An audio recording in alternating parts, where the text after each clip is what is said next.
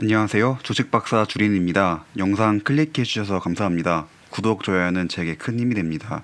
어제 올린 영상에 9월 3일이나 9월 4일에 테슬라가 S&P 500에 편입될 것 같다라고 말씀드렸는데 아쉽게도 9월 3일에는 공식적인 발표가 없었습니다. 오늘 자고 일어나서 새벽에 좋은 소식을 일론 머스크 형님이 전해주기를 간절히 기도하고 있습니다.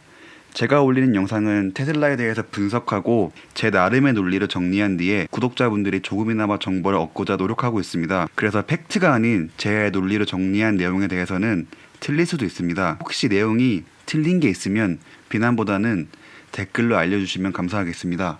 그럼 영상 시작하겠습니다. 9월 3일 장 마감 후에 이번에는 약 9% 정도 떨어졌습니다. 굉장히 많이 떨어진 게 맞습니다. 사실 이렇게 많이 떨어진 수준이면 개인이 할 수 있는 역량인가? 라는 생각이 듭니다. 하지만 불행 중 다행이라고 테슬라만 떨어진 게 아니라 나스닥 종목 대폭 떨어졌습니다.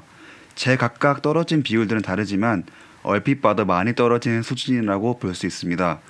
물론 제가 보여드리는 종목 이외에 올랐던 종목도 있을 것입니다. 제가 모든 종목을 서칭한 것은 아니고 기억나는 순으로 정리를 해봤습니다. 그래서 왜 떨어졌을까를 고민해보면 사실 모르겠습니다. 그동안 쉼없이 계속 올라왔으니 건강한 조정이라고 생각합니다. 유심히 댓글을 보다가 어느 분께서 테슬라가 S&P 500에 편입되다 보니 기관들이 다른 나스닥 종목들의 비율을 조정하느라 나스닥의 전체적인 하락이 온 게 아닐까? 라는 댓글을 봤습니다. 보다 보니 어느 정도 일리가 있다고 생각합니다. 테슬라만 하락한 장이 아님에도 불구하고 굉장히 많은 분들이 테슬라 종목에 대해서만 유독 큰 비판을 하시는 것 같아 조금은 안타까웠습니다. 하지만 아셔야 할 게 한국 주주분들이 테슬라 지분의 1% 정도 되니 그분들이 하는 말에 따라 주가의 변동은 크게 없을 걸로 생각됩니다. 그러니 우선 차분한 마음으로 영상 시청해주세요. 외국의 한 뉴스를 참조해보면 이 뉴스에서도 테슬라 주식은 이번 주 금요일 즉 9월 4일에 S&P 500의 편입이 운명이 정해진다라고 적혀 있습니다. 저 기사 말고도 다른 기사에는 오늘을 운명의 날로 역시 점치고 있습니다.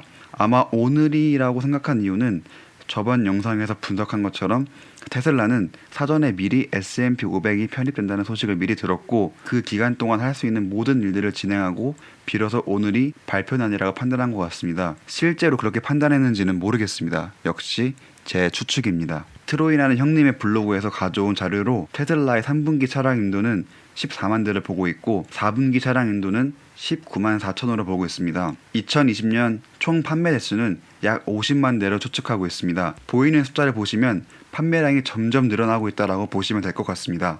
눈여겨볼 자료로는 이분은 거의 한 달에 한 번 정도 인도량을 예측하시는데 3분기 실적은 이전 발표보다 살짝 줄었고 4분기 예상 인도는 이전 발표보다 조금 늘은 것을 알 수 있습니다. 아마 제 생각에는 모델 Y가 중국에서 이르게 출시돼서가 아닐까라는 생각이 듭니다. 내년 출시지만 올해 예약 구매를 받고 있으니 이 수치도 트로이 형님이 포함시킨 건가 생각합니다. 작성한 저 자료는 본인만 알기 때문에 방금 제가 말한 내용이 틀릴 수도 있습니다. 하지만 결국 모두가 우려하던 자동차 판매 수치는 점점 늘어나고 있다는 것을 알고 있습니다. 짓고 있는 공장들이 완공됨에 따라 판매 차량 수는 점점 늘어나고 그런 모두가 비난하고 있는 매출 부분에 대해서도 충분히 커버가 가능하다고 생각합니다. 예금이나 적금의 이자가 적은 이유는 그 누구라도 은행과 약속한 기간에 약속한 금액만큼 넣으면 조건 없이 약속한 이자를 주기 때문입니다. 안정성이 굉장히 높기 때문에 그만큼 리턴도 작은 것입니다. 주식시장은 여러분들이 아시다시피 병동폭이 굉장히 큽니다. 그렇기 때문에 투자한 시점, 기간, 여러 요소들에 따라서 많은 수익률이 굉장히 많이 날 수도 있고 조금 날 수도 있고 심지어는